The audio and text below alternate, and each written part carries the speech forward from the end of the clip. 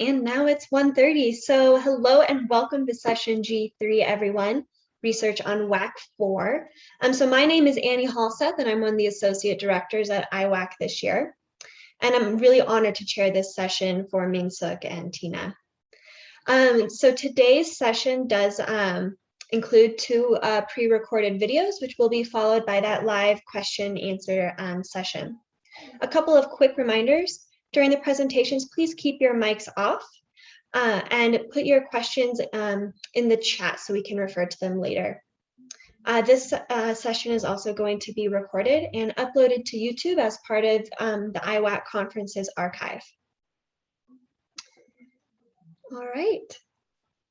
So we're going to go ahead and get started then. Our first presenter is Tina Zhang from Colorado State University. Tina obtained her BA and MA in Applied Linguistics at Anhui University in China. She is currently a PhD candidate in Education Science at Colorado State University.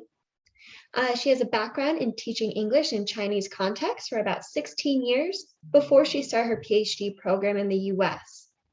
Her research interests center around computer internet enhanced language learning, and her current research is a mixed methods research into facilitating critical thinking through asynchronous online discussion in the ESL context. She's also focusing on a study to explore teacher development through teaching contests in China.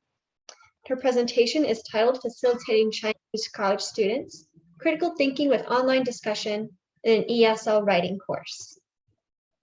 So I'm going to go ahead and share my screen so we can watch Tina's presentation.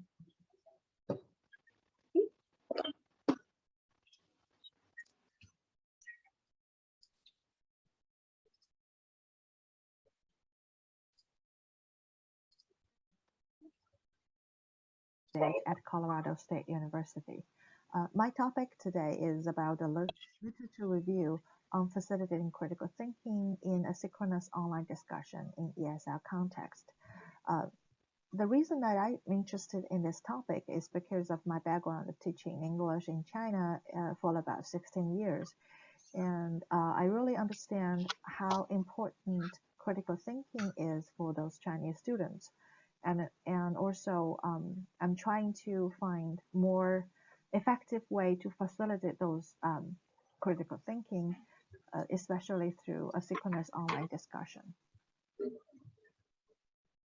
So first, there's an introduction to the topic, and then an introduction to the review method, and then I will talk about the findings and also conclusions and suggestions.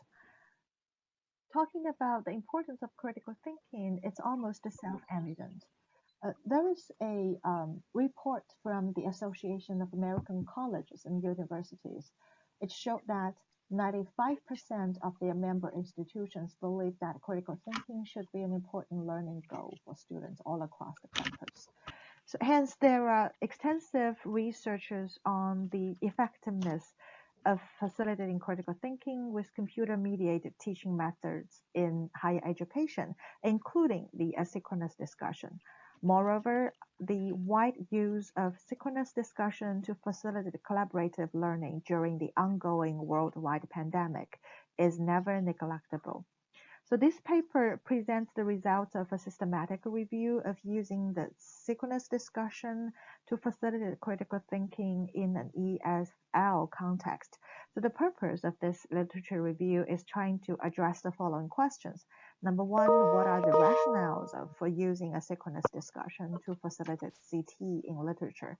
And number two, does asynchronous discussion work for facilitating CT in higher education in literature? And number three, how does asynchronous discussion facilitate critical thinking in higher education in literature? So for a complete view of the prior studies, we started the search with the general understanding of critical thinking, the use of asynchronous discussion, and then to be more specific on using asynchronous discussion to facilitate critical thinking. So we've went through major databases through CSU library resources and Google Scholar. The reference cited in those relevant studies were traced when necessary. The keywords we used during the search were the following: critical thinking, analytical thinking, higher order thinking, rational thinking, and cognitive skills.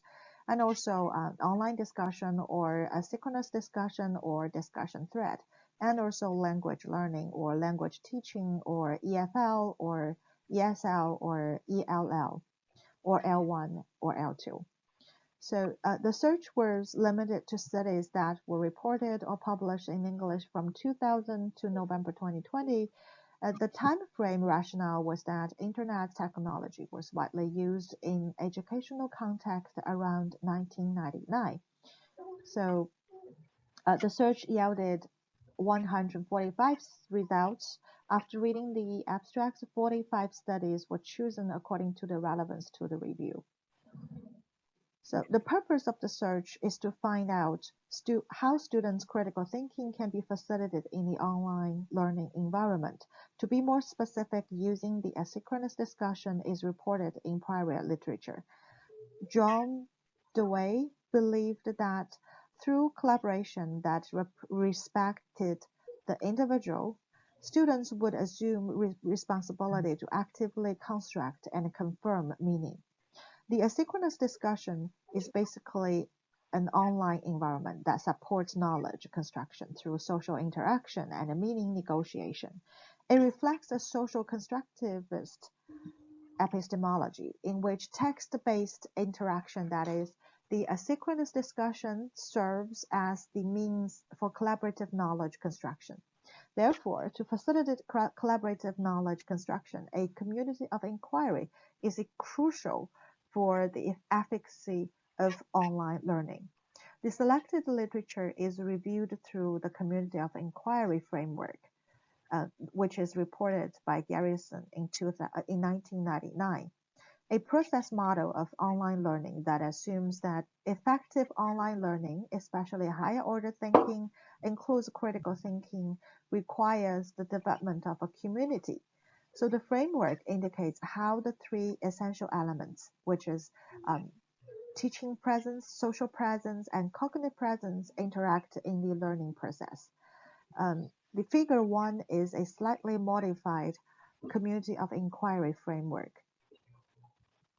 In this framework, as Garrison put it, cognitive presence is the core and purpose of community of inquiry, which means the extent to which the participants in any particular configuration of a community of inquiry are able to construct a meaning through sustained communication.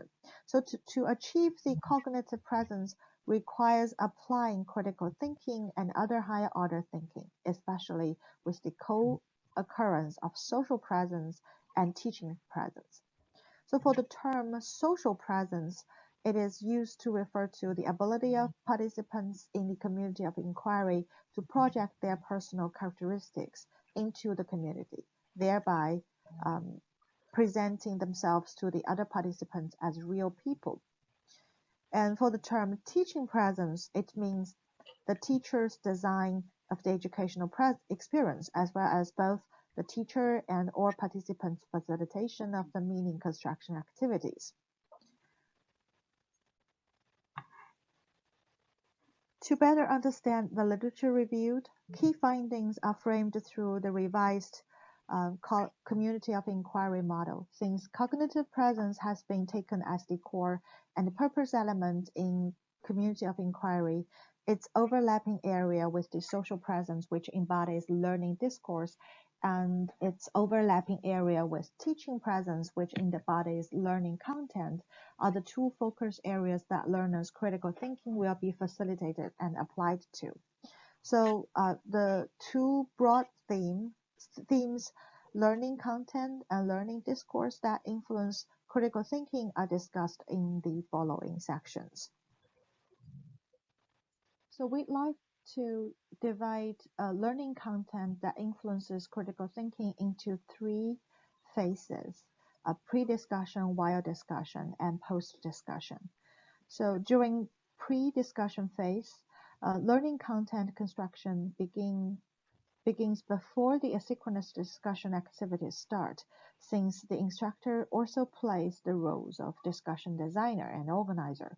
So the key factors that contribute to critical thinking development in designing online discussion activities include the choice of topics, the nature of discussion tasks or strategies, the stipulation of group size, and also the duration of the discussion. So talking about discussion topics, Wang in 2009 put it challenging topics or open-ended question topics are more effective in triggering students' different perspectives, suggestions, or argumentation. Drabick in 2007 recommended topics that involve personal experiences and a sequence of topics that is increasingly more challenging could support more critical thinking. So, and McLaughlin and Minard in 2009 advocates that discussion tasks should be designed to direct and assist the learners to think more deeply about their responses. And talking about the discussion tasks or strategies, when debate, case-based, role play, and the combination of these strategies are adapted into asynchronous discussion tasks and strategies, students are more involved in integrating information and the synthesis of ideas when there is more collaboration among teacher and student, content, and discourse. Darabi in 2011 examined how the 4 scenario-based online discussion strategies among 73 college students in a mixed method study in 2011. They claimed that a heuristic for designing online discussion tasks, that is, we use pre-structured threads as triggering events, role play or debate as the follow-up to explore deeper into the learning material. So teachers should scaffold the discussion to prevent a lack of participation in the discussion and lead to the final resolution and consensus. So this heuristic is a feasible proposal for the dynamic evolution of critical thinking in a asynchronous discussion. And talking about group size, for asynchronous online discussion contributes to the collaboration and participation of group members. In 2019, Afifi used experimental research to understand the influence of group size on critical thinking development. The researcher examines 3 different group sizes: large, average, and small. For large group, it is a group more than 20 participants. For average size, it's about 10 to 20 participants. And for small size, it includes less than 10 participants. So the study was done among 103 undergraduate students who are divided into 11 groups. Afifi concluded that small and medium-sized groups were more positive in both critical thinking skills and performance improvement. So the empirical study results confirmed the prior literature that smaller discussion groups enable discussion more sustainable, while larger groups may elicit responses and make follow-up discussion difficult. Then about the duration of the discussion. In a study conducted by Hugh and Chan in 2011, they concluded that there was no correlation between the discussion duration and the frequency of higher level knowledge construction.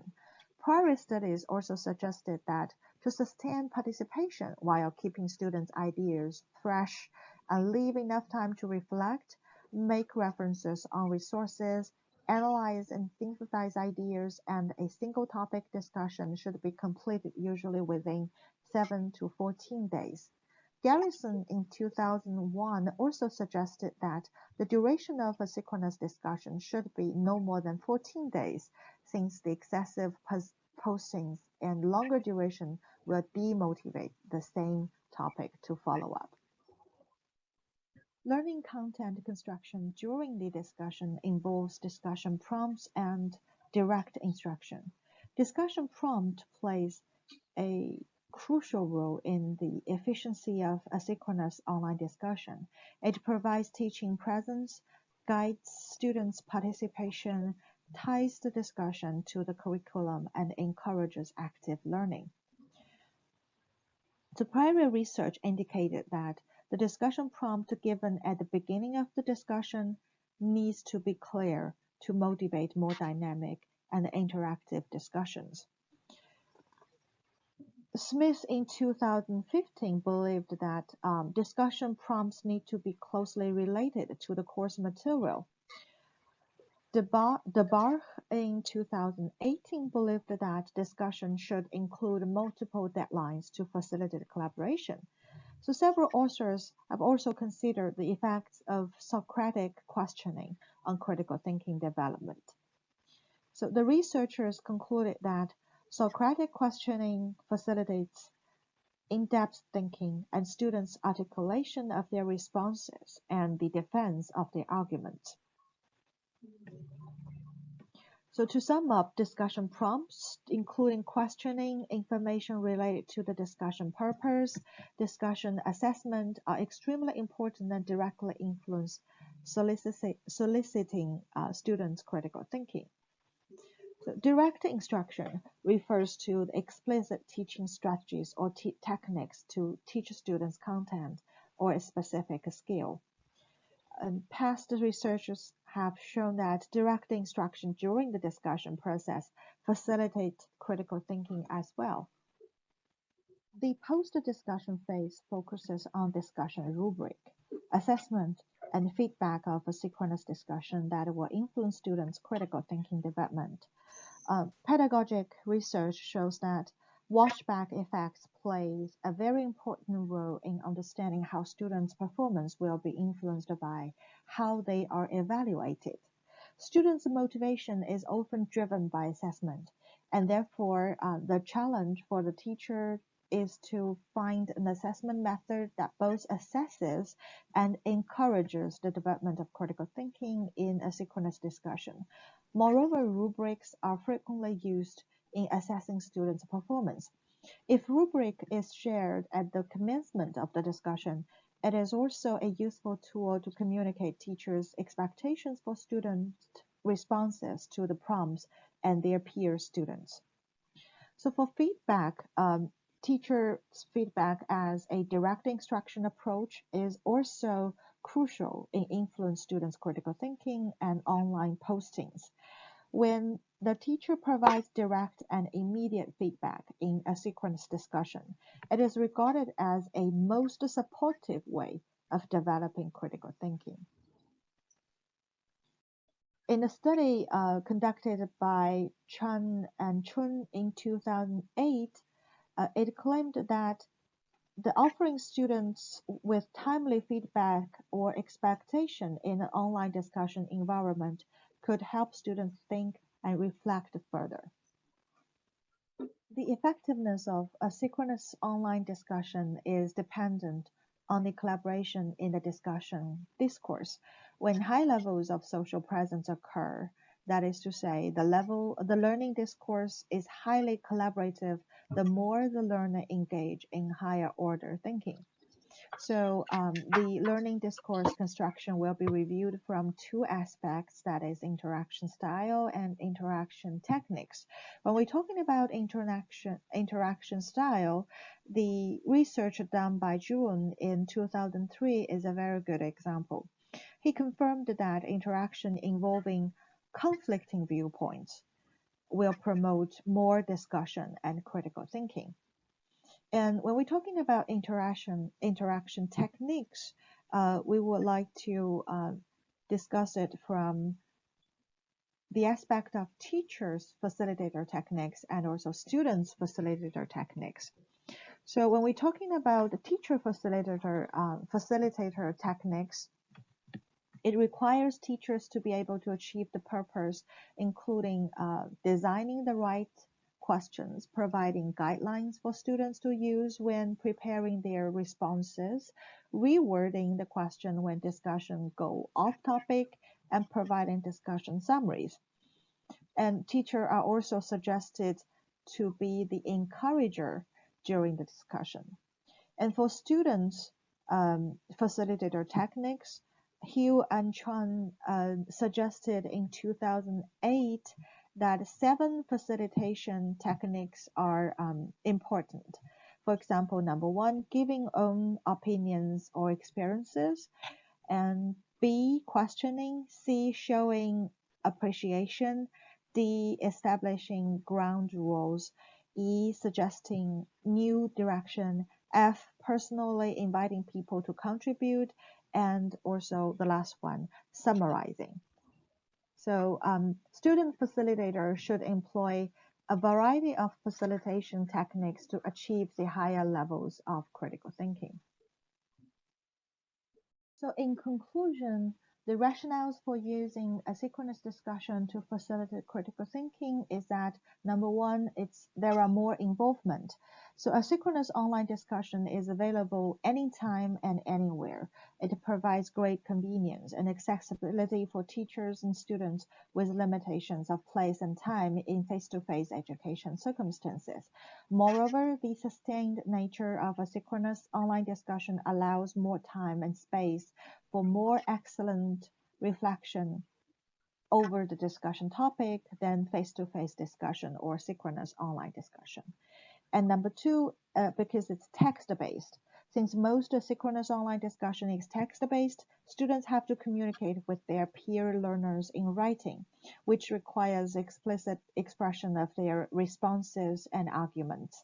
So the very act of writing to respond and argue encourages higher order thinking such as in-depth, clear, and precise thinking, analysis, synthesis, and evaluation.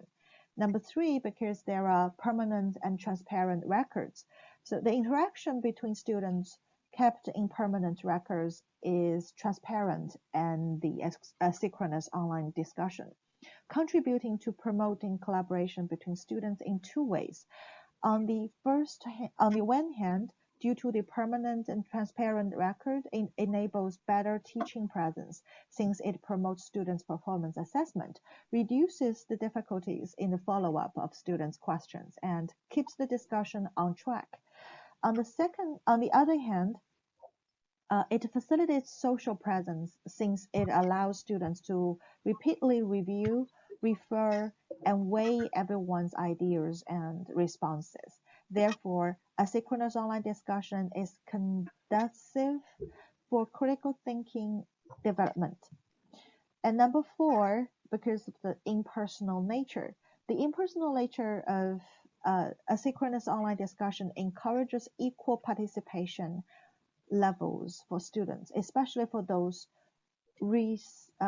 students who feel uncomfortable communicating with others in a virtual environment.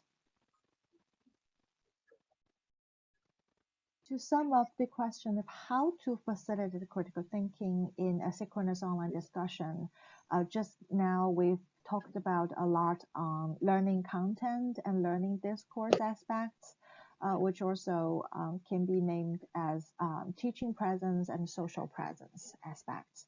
So to save time, I will jump to the next page. Based on our understanding of the literature and analyzed above, so we found there are very limited researchers on asynchronous online discussion in ESL context.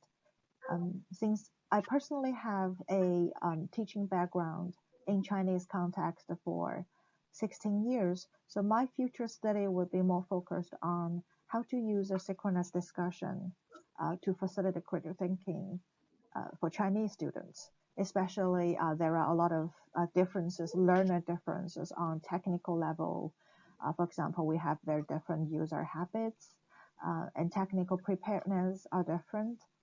And on linguistic level, the difference between Chinese and English, and also the students' language competence in their second language, proficiency, and also on cultural level, since Chinese culture is mainly dominated by Confucian influence, that is really different from Western culture, and also some difference on political level. So the future study would be more focused on the asynchronous discussion to facilitate critical thinking in Chinese context. Thank you.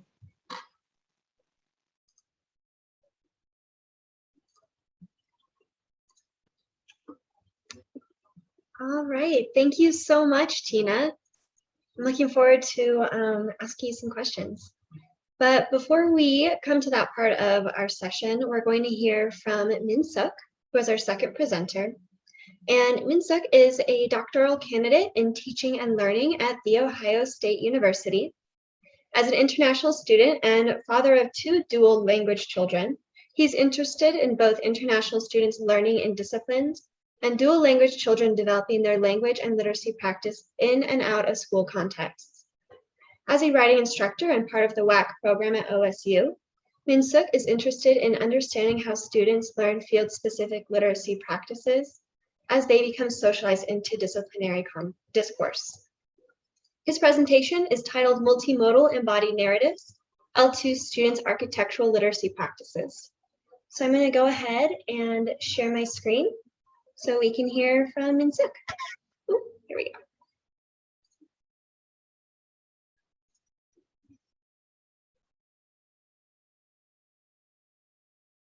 Everyone, I'm Min-Seok Choi, a doctoral candidate at the Ohio State University. Today I'm going to talk about a study on composing a multimodal narrative. I hope this study helps us expand our thoughts on composition and writing in disciplines. Recently, multimodality and multimodal composition has gained a great deal of attention.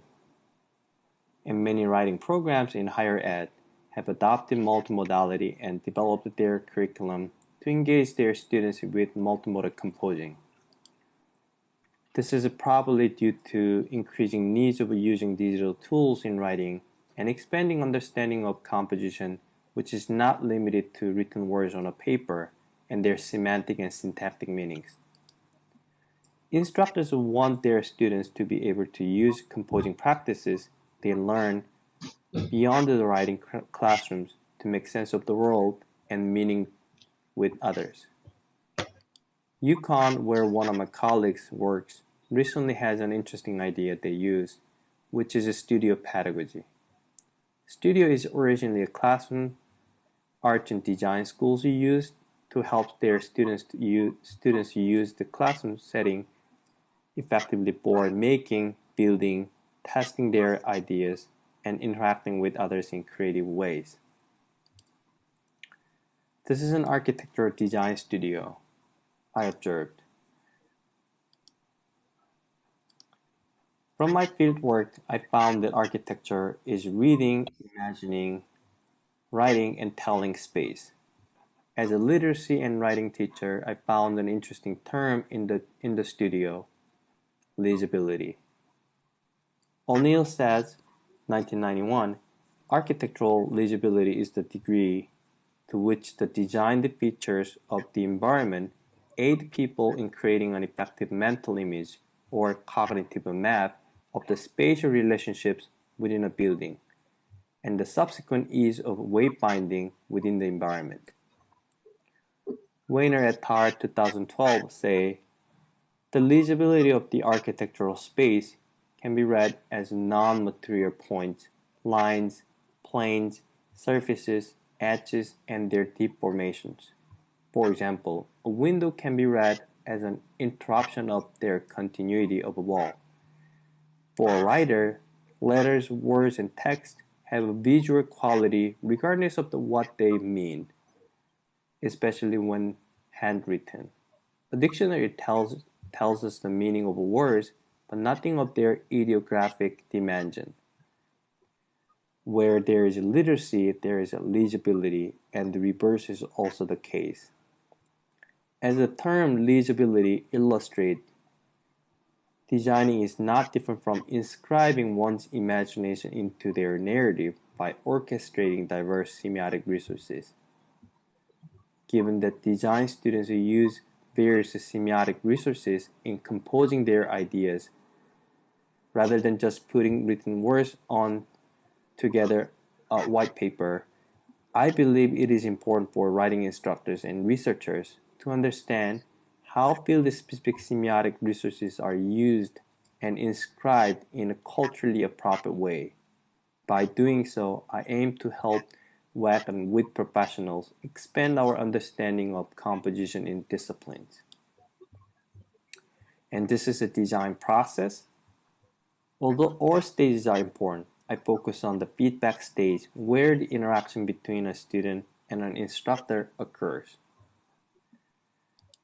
In the develop stage, a designer takes preliminary ideas and forms multiple small-scale solutions.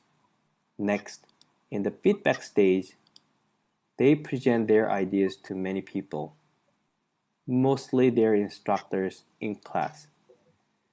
After they receive feedback, they reflect on the feedback and decide if or to what extent it should be incorporated. This feedback stage necessarily involves informal or formal assessment like instructors' feedback on students' writing. Most commonly occurring activity in every design studio is desk critique or desk crit, an informal instructional conversation between an instructor and a student. Although architectural design necessarily need collaboration, most desk crits occur one-on-one, where each student presents their ongoing design work to their instructor and receives feedback to develop their design further.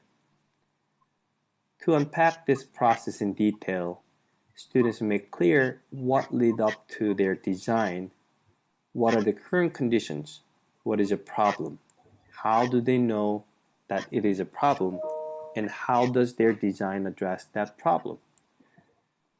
Since architectural design is not the final product, but a representation of the final product, both students and instructors develop shared way of seeing students' design.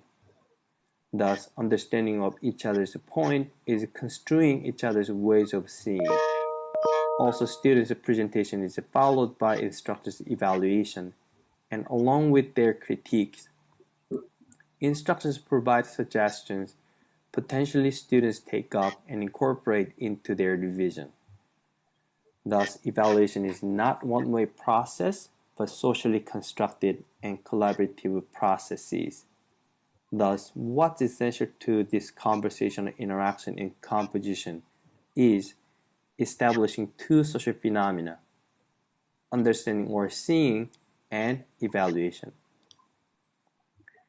I have three guiding research questions. Among those, I focused on the first one in this presentation. How do the instructors engage students in culturally appropriate ways of composing? In this case, seeing and designing. Context and participants. This is a semester-long ethnographic study that occurred in a college landscape architecture sophomore studio. I worked with 3 instructors and 32 students. Among those, I focused on 4 students, 3 international and 1 domestic student.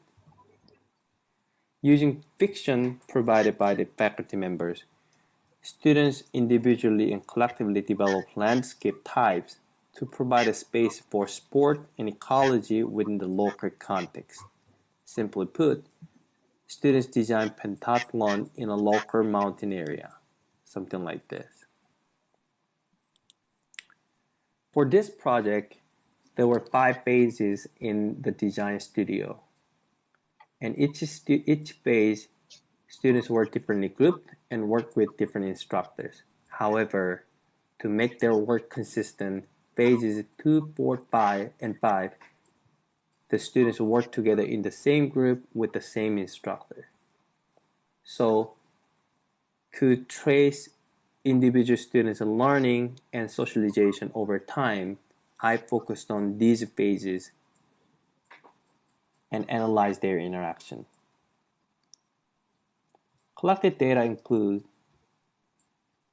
field notes about students' learning and participation in the studio, videotapes of the instructional conversations in the critique, interviews with the participants, and course-related materials, instructors' informal evaluation and feedback, and transcripts of the interaction. As you can see, as I observe and collected video tapings of the classroom interaction, I also conducted interviews with participants over time. And I drew on interaction ethnography as a logic of inquiry for this study and used multimodal interaction analysis. To analyze specifically in this study, in this presentation, 3 consecutive one-on-one instructional conversations that occurred in a week between a Chinese international student, Jean, and our instructor, Mr. J.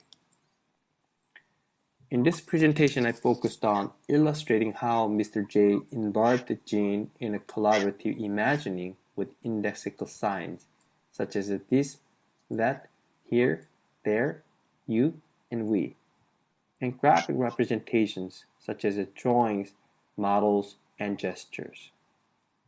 Also focused on how Jean uniquely reused Mr. J's prior communicative practices and strategies and resources. So I focused on tracing how she changed the way multiple resources were configured over time and how such changes in the configuration successfully involved Mr. J in our imagination. And this is an image of the desk critique between Jean and Mr. J.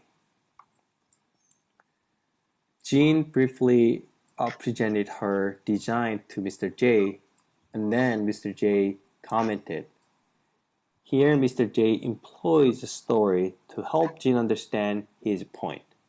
If you look at his utterance in the box, he said, so if I'm riding a mountain bike coming from over here, going up, going down, do you think that this should be a hard mountain biking course? So in the story, he puts himself in as a mountain biker who experiences Jean's track. Murphy 2011 calls this type of a narrative as embedded skit. Telling of future-oriented stories in architectural discourse as a strategy used by architects for persuading their partners to see a design in a particular way. It is important to note that he, Mr. J, uses a personal and spatial deictics to present his story. What these spatial deictics, such as here, refers to and what the movement of going up and down look like are elaborated by the model itself. That is, his story is constitutive of not only his words, but also the materials provided from Jean's model. More importantly, what made the different sign systems, words, and model work together is his gesture.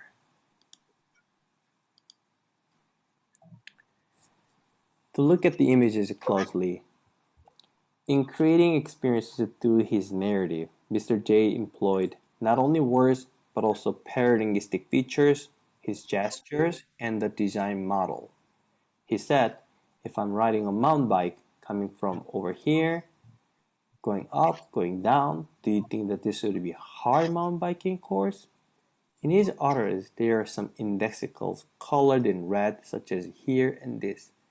What these indexicals refer to are not identified by his words, but by the combination of his words, hand gestures, and the materials juxtaposed with the gestures. Thus, to understand Mr. J's message, Jean needs to read the way he configured the different resources in his speech. For example, what is said this in the second line refers to his graphically represented movement through his finger projecting next to the model accompanied by his words. In representing the movement in such a way, his monotonous, even-paced voice quality does not present any change in the experience of the bike track. Also, his gesture of the movements orienting upward and downward in a moderate speed and an even pace do not present any change in the experience. Thus, Jean had clues about her interpretation of his message that the track is not difficult. In doing so, Mr. J shared his evaluative stance toward her course design with her. Also here, Mr. J used the personal pronoun I to indicate a biker in the scenario. Next, Mr. J said, so really has to challenge the mountain biking ability of people.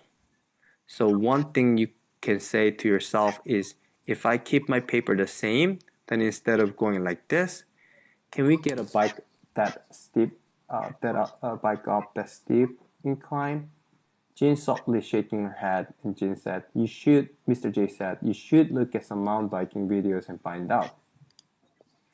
Here, Mr. J suggests a way of thinking about making the course challenging. This utterance presupposes her knowing about to what extent the track can be inclined. Since she had no idea about this, Jean shook her head, and Mr. J suggested looking at some live videos to better understand this. I was very interested in the way Mr. J provides his suggestion. In the utterance above, Mr. J's utterance locates Jean in the subject position of the embedded dialogue. Jean would speak to herself. Tannen called this as a constructed dialogue. As a replacement of the term reported speech, Tannen's constructed dialogue includes dialogue that was not said and dialogue as inner speech or the inner speech of others. By providing his suggestion in the form of a constructed dialogue where Jean would talk to herself, Mr. J involves her in the design thinking in a more effective way. Based on the analysis, my findings are Mr. J used several discourse strategies consistently to engage Jean in building two different types of a narrative. I call the narrative of and narrative in. Narrative in design refers to narrative about potential user experience in design, and narrative of design refers to designer's narrative illustrating their intention.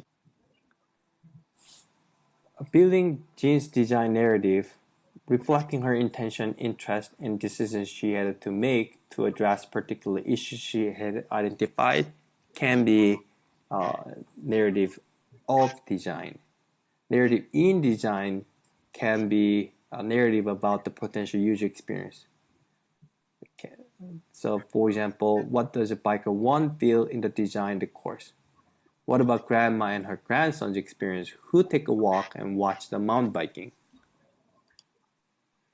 So narrative of and narrative in, both narratives are constructed as Jean and Mr. J, students and instructors, are working together through and in imagination. So to engage Jean in the design processes and his imagination of the designed space, Mr. J used imagine the scenario as a means of accessing his design idea and thus constructing a shared imagination. This helped Jean see the potential user experiences of people in the proposed design space and build her design narrative. For this, Mr. J used multiple resources together: words, gestures, and manipulation of models and drawings. Mr. J also uses strategies for narrative of, so those environment strategies were considered as pedagogical practices to help Jean build her design narrative. So constructed dialogue, for example, can be an example for strategies for narrative of to engage Jean in using scenarios with field-specific practices.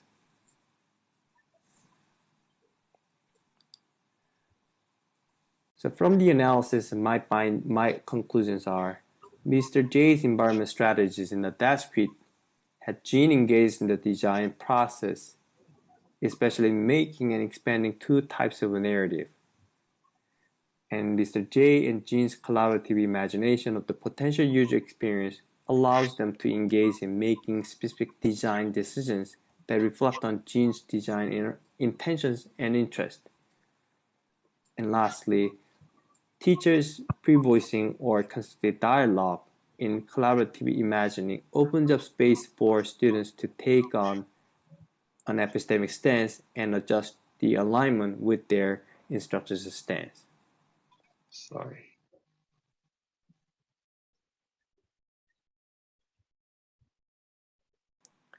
Thank you so much for paying attention to my presentation today. I look forward to hearing your suggestions and questions if you have. Thank you.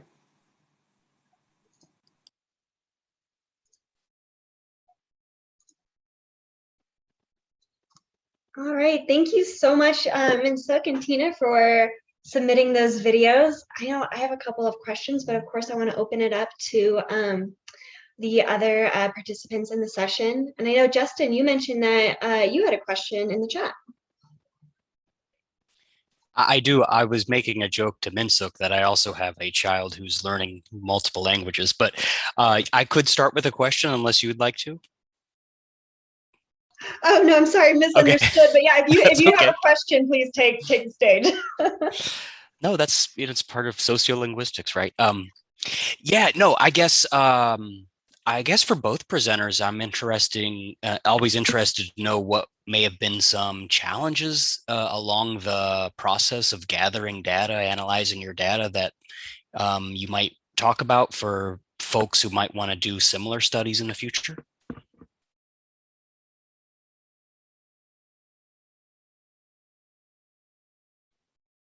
Hi, yeah, I am during the very initial stage of collecting my data.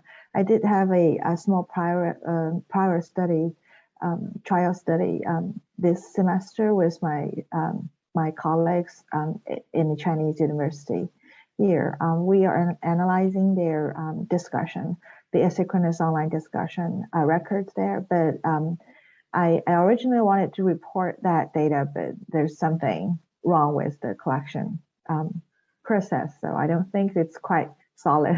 So I didn't report that part here.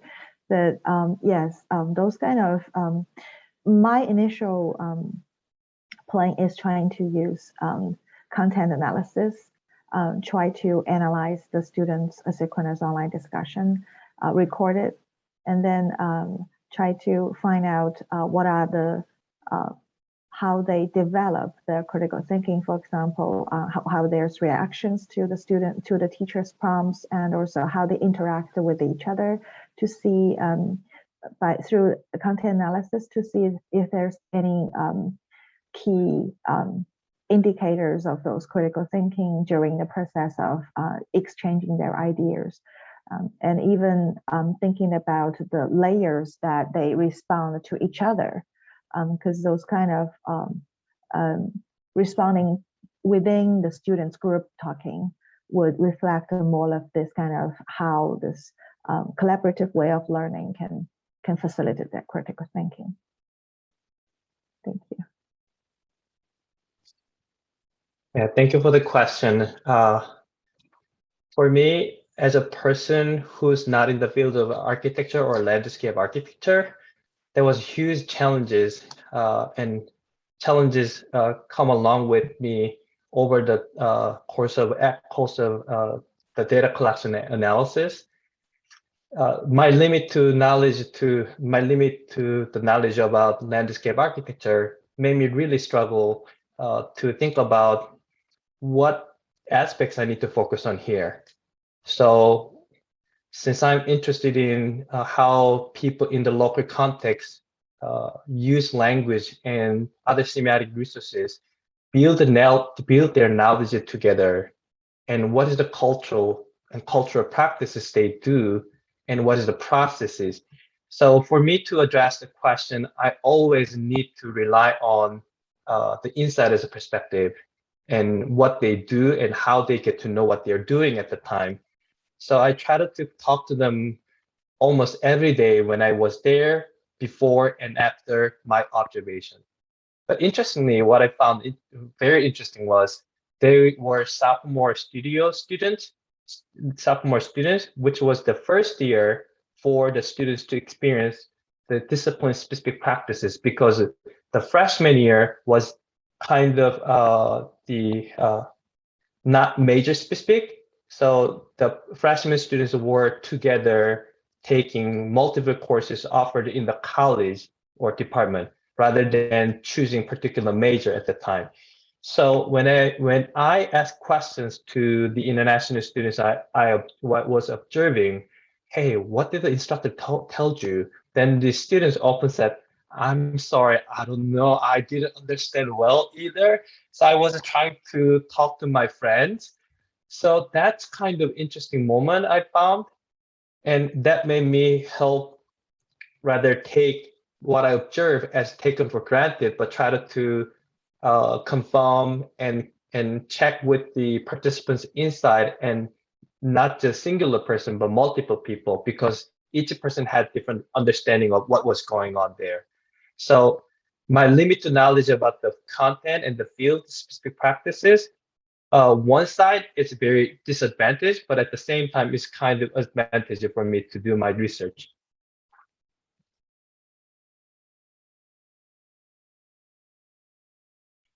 It's kind of cool because it's sort of like built-in member checking, right? As you're going through the process. Yeah. Thank you. Thank you both. Definitely. Fantastic. Do we have any more questions from the audience at the moment? Well, I have one. I have a couple, actually. I'll start with one of my questions for Tina, actually. And I'm so intrigued by your literature review about asynchronous discussion, particularly how it can be really beneficial for L2 students.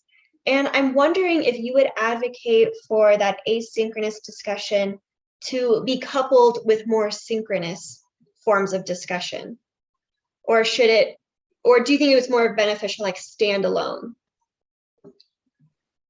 Thank you. Thanks. That's really a great question. I am thinking about this all the time. We did a very small scale prior study with my colleague back in China here and teaching the students in the writing course this semester. They did have the WeChat group. Have you heard about that application, the WeChat? It's a quite widely used, similar to kind of like the messenger thing. And it's really wide used in China, and every student was involved in that group. And then we use that platform, the WeChat app, as a synchronous discussion platform for students to communicate during the writing course. But we found that it is helpful, very helpful, since it's quite quick in communication with each other. But then it found, because this is a writing course, our original purpose is using this discussion to promote writing. But in the synchronous discussion group, like they send messages in a WeChat group, it seems that sentences are all fragments, and they give very quick thoughts about the answers. And then it comes to the idea that it does promote communication, but not so well in promote their designing and organizing and discussion during the collaboration of the writing course. And also, it's really hard to trace their critical thinking development during the synchronous discussion group, because there are the one one student's answering question of the other student, but in a or their answers are in fragments, and then the third student come with another thing, and then the whole conversation is so much in a fragment thing. And so it's really difficult to track the students, especially we focused on critical thinking development. So it's really a great help to in complement to the asynchronous discussion, since that students' response in that BBS, in that discussion board, is not so immediate and quick response to each other, but still, judging from the writing development, the critical thinking development, the writing competence development sides, we just do prefer stick to a synchronous discussion board, using that part as a major discussion way to promote during the students, among the students. That's so interesting. Thank you for such a thorough answer. Well, I have another question for Min-Seok. And this is a little bit of a selfish question, because I happen to know you're familiar with writing center pedagogy. And in your research, you're talking a lot about these conversations between an instructor and their student. And I'm curious how you might transfer the findings to that context of a consultation conversation. Thank you for the question. I think that's very interesting and important question. In accordance with the pandemic situation where majority of a writing center go to virtually. I'm not sure how the practices I observe and analyzed from the landscape architecture studio can be applicable or transferable to the context of a writing center consultation. But one thing I noticed from the scholarship of writing center was there were not many studies on multimodality used in consultation process. But as I said earlier, as we all know, the writing center can support the entire community of writers in both face-to-face and virtually now. I think more studies on the use of a multimodality in the process of consultation should be done, and that could help us to better understand how the use of a multimodality, in what ways, in what context, can support both sides, tutors or the client. And another thing I thought about this, another thing I thought about to answer the question would be the use of questions. I found, I mean, the way the instructor respond to the students' presentation as a feedback, which was very interesting, because the teacher, the instructor that I observed and analyzed in this interaction, Mr. J, used a very interesting question form, used a very interesting language form as his response to students' presentation and feedback. He didn't say you should do X, Y, Z, or he didn't say if I were you, I would do X, Y, Z. Rather, he said you can say I can do X, Y, Z. So very interesting language form he used. So he put the students in the subject position who perform particular actions in the future. So, which is I called embedded skit or a constructive dialogue in this context. So rather than using direct suggestion, the instructor used very indirect suggestion form, and also at the same time locating the student or the receiver in the subject position who are expected to perform particular actions. So I'm analyzing how this particular language form produces particular opportunities for the student to respond to the instructor's suggestion, or what particular stance the students are able to take up. So along with that, I thought about the concept of learning opportunities. What learning opportunities for the student were opportunity for students to take up the narrative or discourse presented by the instructor. If we think about these practices in the writing center consultation process, then we could imagine that the consultant would pay attention to the language form he or she uses to construct a particular learning opportunity for the client to take up in this scenario. I'm not sure what that could look like, but we can think about critically about language forms the tutors use in consultation processes. Thank you so much. That's really interesting. Just rephrasing the question could open up a whole another way of understanding what the client might do with that writing. That's really interesting. Thank you so much.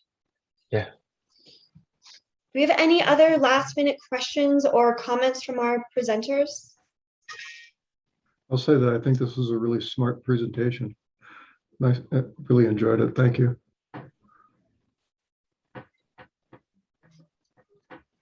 All right. Well, thank you everyone for being here, and thank you Min-Seok and Tina for sharing your research and your knowledge with us. We really appreciate it. And to everyone, please enjoy the rest of the IWAC conference. And I hope to see you all throughout. Thank you. Really appreciate that. Yeah, and Tina, Thank get you. some sleep. It's like 3 in the morning for Tina. So thank you for being here. It's 4:30 now. I was going to say closer to 5. Yeah. Wow. Oh wow. 4:30 now.